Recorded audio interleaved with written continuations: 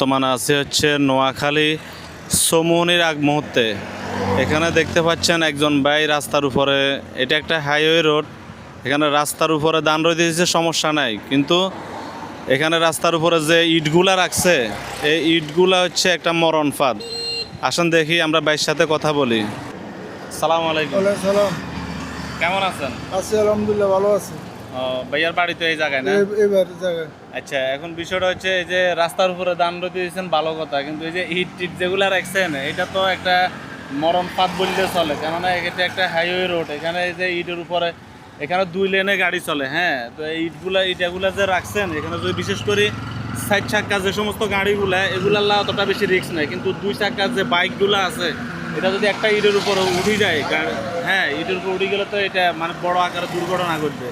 আর এই বিষয়টা কি মানে আপনার দৃষ্টিতে কেমন লাগে? এটা কি রাইট না রং? না, এটা রং, এটা রাইট হয় না। রং, এটা কিন্তু বিশাল একটা মৃত্যু ফাঁদ।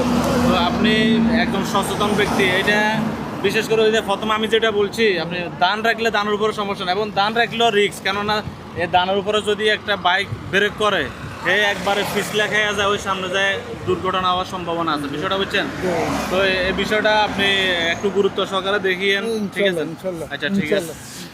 তো ঠিক আছে প্রিয় বন্ধুরা, ভাইয়ের সাথে কথা বলছি, উনি হচ্ছে কিছুক্ষণ পরে হয়তো এগুলা সরিয়ে ফেলবে। তো সবাই ভালো থাকবেন, আল্লাহ হাফেজ, আসসালামু আলাইকুম ওয়া রাহমাতুল্লাহ।